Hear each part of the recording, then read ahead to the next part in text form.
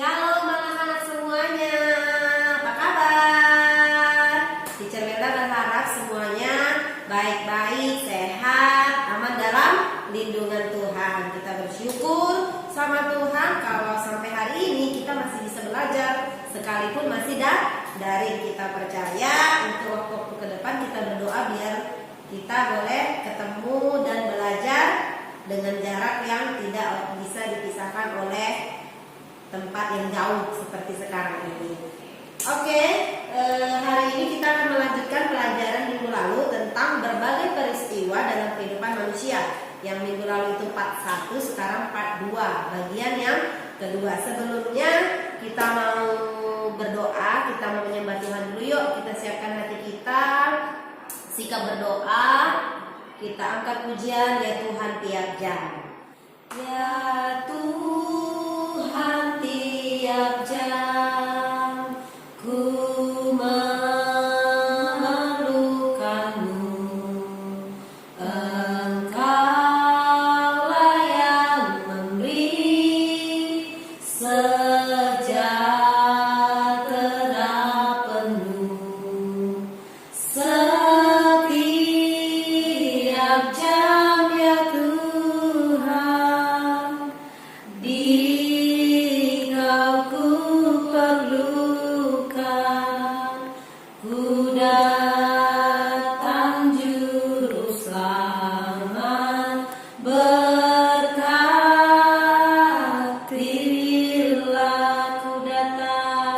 ku datang juru selamat,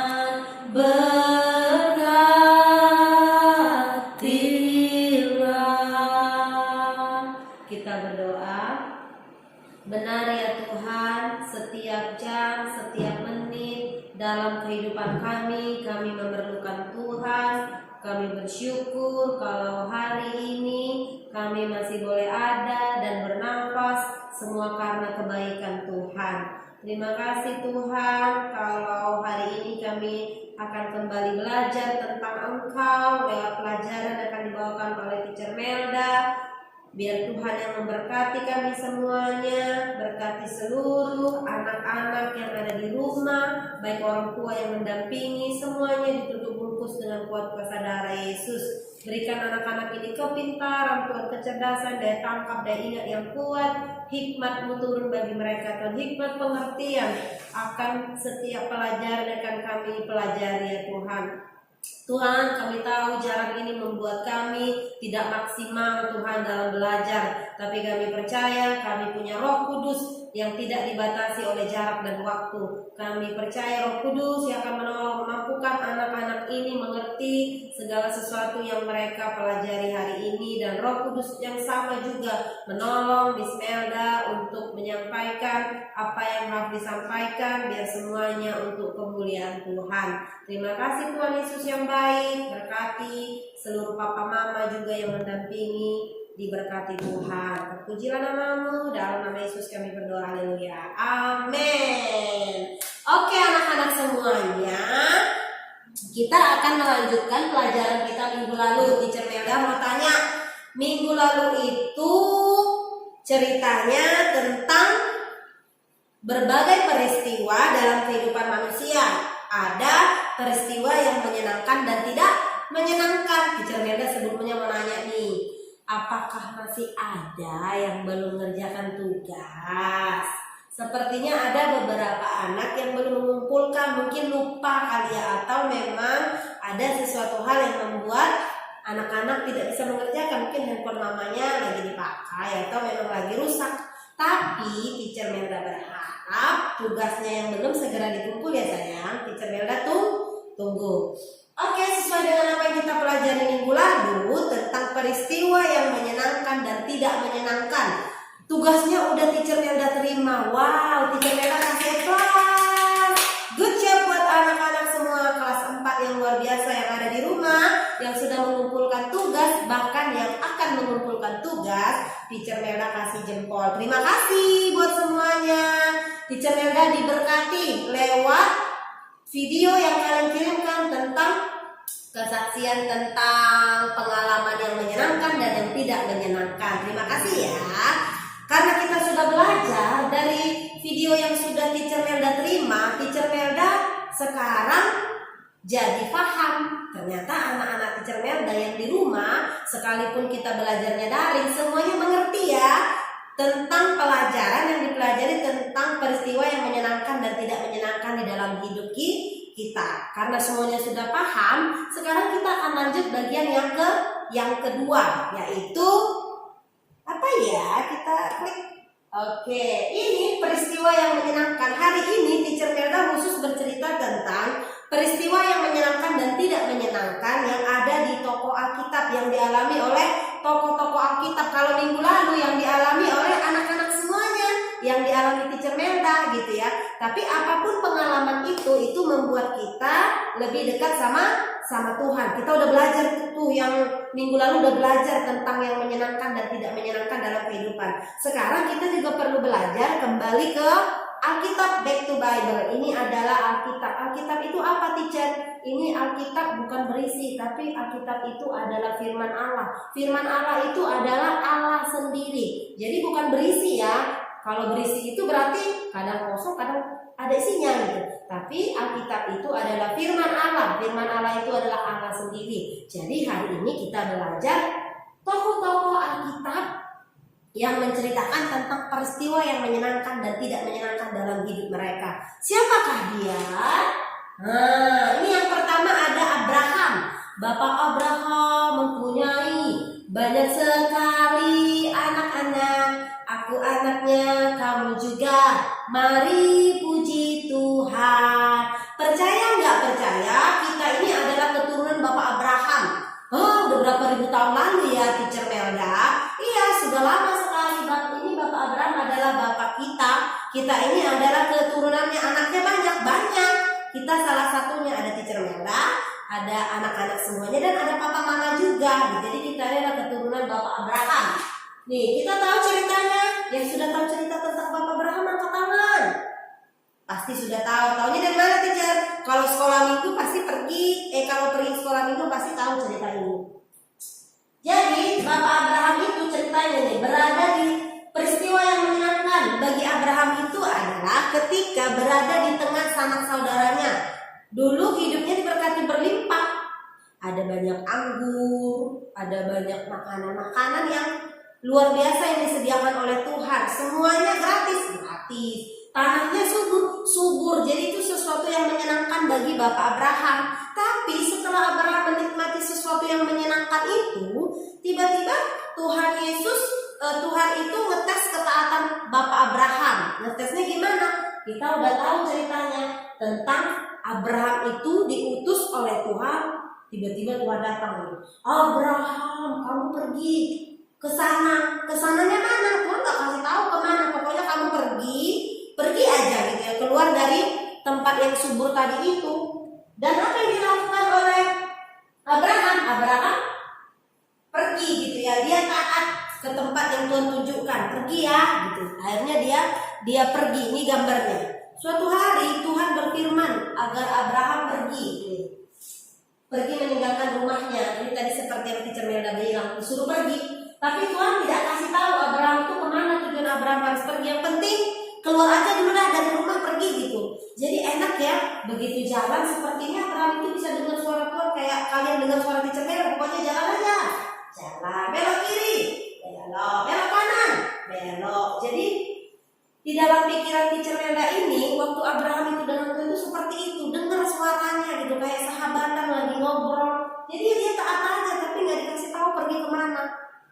Apa ya yang terjadi? Itu tadi cerita tentang Bapak Abraham. Kita juga tahu ceritanya waktu Bapak Abraham itu diminta untuk mempersembahkan anaknya Ishak gitu ya, untuk dibawa, mau dipersembahkan, mau dibunuh gitu ya, untuk sebagai korban. Tapi yang dilakukan Bapak Abraham apa? Dia taat. Waktu pertama kali disuruh pergi, Abraham itu belum punya keturunan. Tapi setelah dia melangkah keluar dari tanah yang Tuhan suruhkan itu, di situ dia menikmati dan mengalami janji Tuhan. Itu apa? Dapat keturunan. Tapi waktu itu Tuhan minta keturunannya untuk dipersembahkan sama Tuhan. Abraham kasih nggak? Kasih. Karena bapak Abraham itu bapak yang taat gitu ya. Jadi dia dengar-dengar, Abraham, bawa anakmu, mau dipersembahkan, aku mau anakmu. Kata akhirnya dibawa. Anaknya tahu? Enggak tahu, tapi anaknya juga taat gitu ya. Jadi bapak Abraham itu bapak yang luar biasa. Itu tadi contohnya bapak Abraham. Sekarang yang kedua adalah bangsa Israel. Kita tahu bangsa Israel itu terikat dari perbudakan ya kan. Mereka itu disiksa, dianiaya, kerja rodi, kerja bakti. Allah membebaskan bangsa Israel dari perbudakan di Mesir.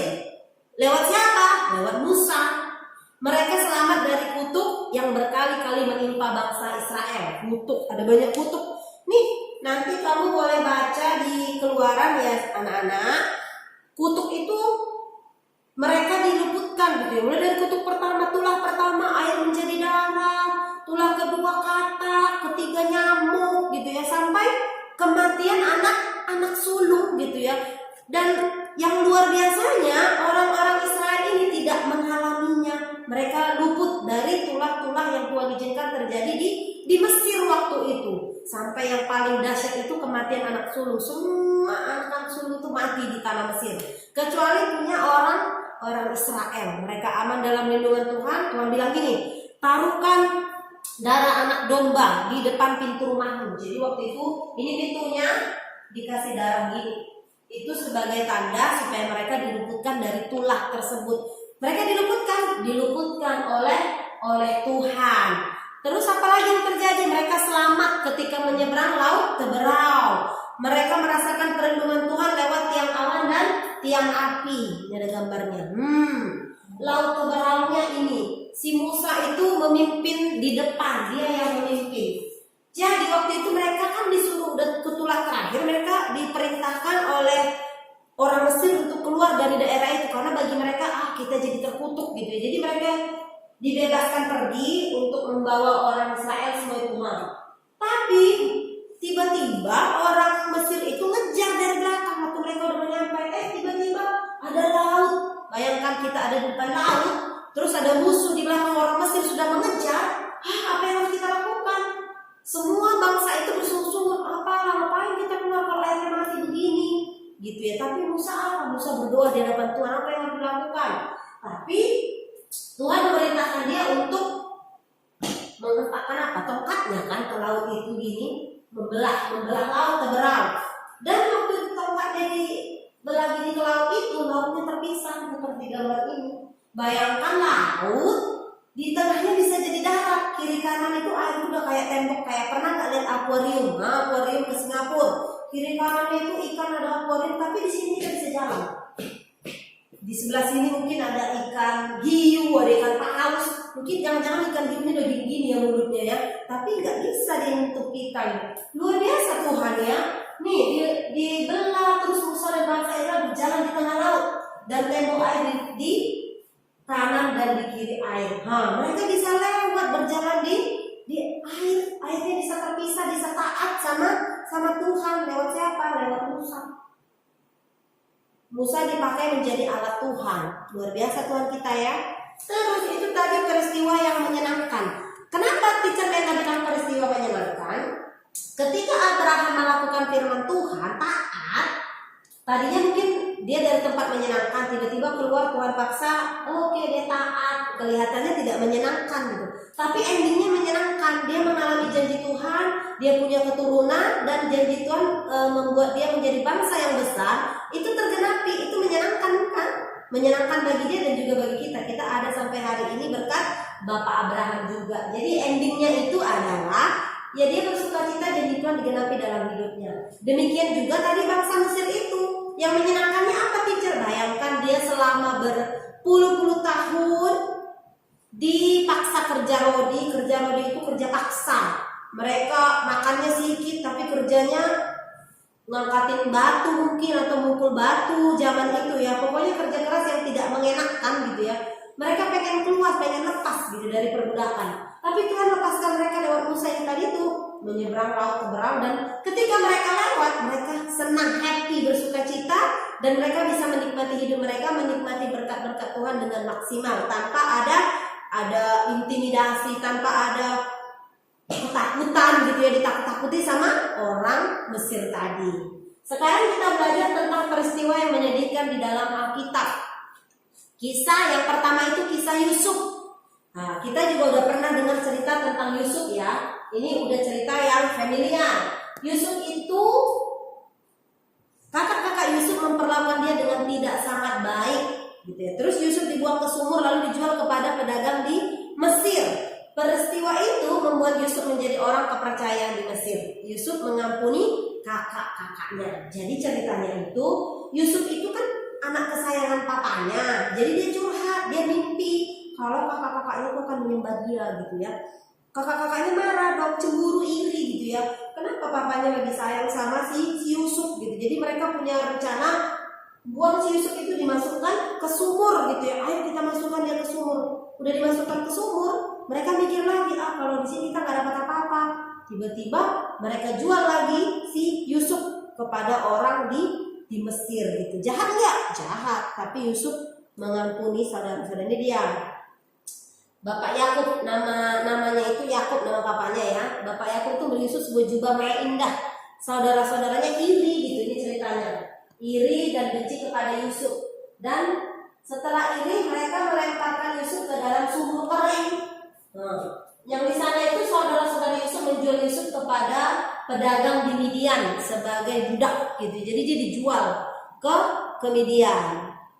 Tapi waktu dijual tadi itu dia ke Midian, apa teacher perkara tidak menyenangkannya? Ya tidak menyenangkan dong. Ketika dia dimasukkan ke sumur, gak enak kan? Dibully, dimasukkan ke sumur, udah dimasukin, terus dijual jadi budak gitu, jadi pembantu ke Mesir, tempat orang yang jahat gitu ya. Sakit nggak hatinya? Sakit tuh, jubahnya dirobek gitu ya. Sama saudara-saudara itu bagi dia peristiwa yang tidak menyenangkan. Terus tentang apa lagi? Yang kedua itu kisah tentang Ayub. Ayub itu kita kenal orang yang sangat saleh, takut Tuhan dan menjauhi kejahatan. Orang yang terkaya di sebelah timur. Jadi Ayub itu orang yang kaya, rich man. Kenapa? Berarti hartanya banyak gitu ya. Ayub mengalami penderitaan yang luar biasa. Hebatnya, yang pertama itu kehilangan harta benda, yang kedua kehilangan keluarga, yang ketiga kehilangan kesehatannya. Dia sakit. Kenapa ya teacher? Ini gambarnya. Ini dia orang rich man, dia orang terkaya, itu ada istri, ada anak-anaknya. Kehidupan pertama ini menyenangkan. Dia punya ini camel itu unta, dia punya unta banyak. Pokoknya orang kaya hartanya banyak melimpah gitu ya. Ini sebelum dia kenapa-kenapa. Tapi setelah itu dia diuji sama Tuhan gitu ya. Tiba-tiba dia di sini semuanya habis, anak-anaknya tiba-tiba meninggal gitu ya. Anaknya meninggal, hartanya semuanya habis, dirampok gitu ya. Dia jatuh miskin. Nggak berhenti sampai di situ penderitaannya. Terus dia kena sakit ya, ini badannya pudis-pudisan, koreng-korengan, gatal. Udah gatal, bau lagi. Bayangkan ada yang mau deket nggak? Nggak ada. Sakit nggak? Sakit dia. Tapi apa yang dia lakukan? Dia tetap bersyukur sama Tuhan. Dia berdoa itu. Badannya koreng-korengan, tapi dia tetap datang sama Tuhan. Dia bersyukur. Tapi kalian tahu nggak? Waktu dia sakit seperti ini teman-temannya ini ngejek dia. Ngapain lagi kau sembah-sembah Tuhan itu? Masa kamu diperlakukan seperti ini? Katanya. Istrinya juga demikian. Tapi apa yang dilakukan oleh Ayub? Enggak. Masa yang baiknya saja aku terima dari Tuhan, yang tidak baiknya tidak.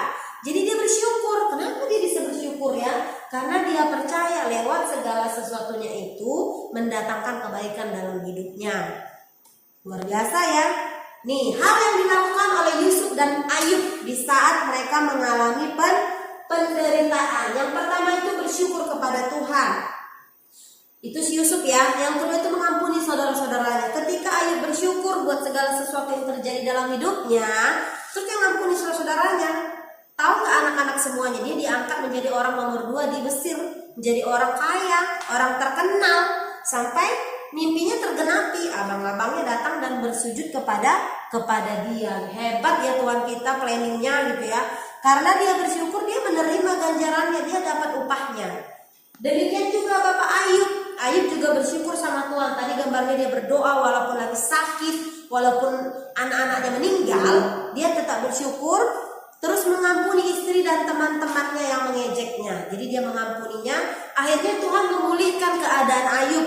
Tadinya mungkin kekayaannya ada 5, diganti jadi 2 kali lipat jadi 10 gitu ya.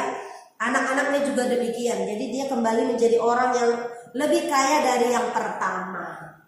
Jadi hari ini pelajaran kita adalah belajar tentang peristiwa yang menyenangkan dan tidak menyenangkan yang dialami oleh tokoh-tokoh Alkitab kita yang terdahulu, orang-orang hebat gitu ya. Seperti tadi yang pertama itu ada Bapak Abraham, ada bangsa Israel yang mengalami hal-hal yang menyenangkan dalam hidupnya, dalam perjalanan hidupnya.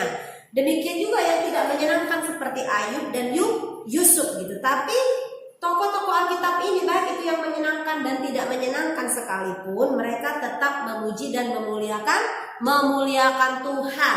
Jadi Allah turut bekerja dalam segala sesuatu untuk mendatangkan kebaikan, baik itu yang enak maupun yang tidak enak. Jadi pelajaran kita hari ini adalah tentang tokoh-tokoh Alkitab yang mengalami hal-hal yang tidak enak, yang tidak menyenangkan dan yang menyenangkan, dan endingnya kita belajar untuk bersyukur kepada Tuhan atas segala sesuatu yang kita alami.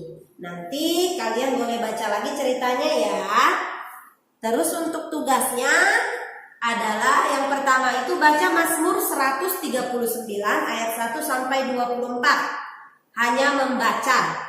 Yang kedua itu kerjakan halaman 11. Di situ ada kayak wawancara. Kamu pilih salah satu orang karena ini corona, nggak boleh keluar rumah. Mungkin yang ada di rumah, mungkin ada mbakmu, ada pembantu, ada papa atau mama. Pilih salah satu dan wawancarai sesuai dengan teks yang ada di halaman 11. Bisa ya? Ya, Teacher Melda percaya kalian semua mendapat sesuatu lewat pelajaran hari ini, gitu ya. Berdoa sama Tuhan supaya ditolong. Ya, demikianlah pelajaran kita hari ini. Yang tugasnya belum, tolong dikumpulkan ya sayang. Oke, yuk kita berdoa. Kembali kami bersyukur di hadapan-Mu Tuhan. Kami sudah selesai belajar tentang tokoh-tokoh Alkitab yang mengalami hal-hal yang menyenangkan dan tidak menyenangkan dalam hidup mereka. Kami boleh melihat, mendengar betapa dahsyatnya Tuhan menuntun perjalanan tokoh-tokoh Alkitab ini. Tuhan, kami berdoa, kami juga mau menjadi orang-orang yang bersyukur di hadapan Tuhan. Ketika kami mengalami sakit, mengalami hal-hal yang tidak enak, dan yang enak sekalipun kami tetap bersyukur kepada Tuhan. Terima kasih Tuhan Yesus. Berkati semua anak-anak yang di rumah, jadikan mereka anak-anak yang baik, dengar-dengaran kepada papa mama. Berkati satu persatu. Yang sakit Tuhan sembuhkan, yang lemah Tuhan kuatkan. Papa mama juga diberkati Tuhan. Pekerjaan usaha mereka yang dikerjakan Tuhan buat berhasil. Terima kasih Tuhan Yesus. Kami bersyukur dalam nama Yesus kami berdoa. Haleluya. Amin.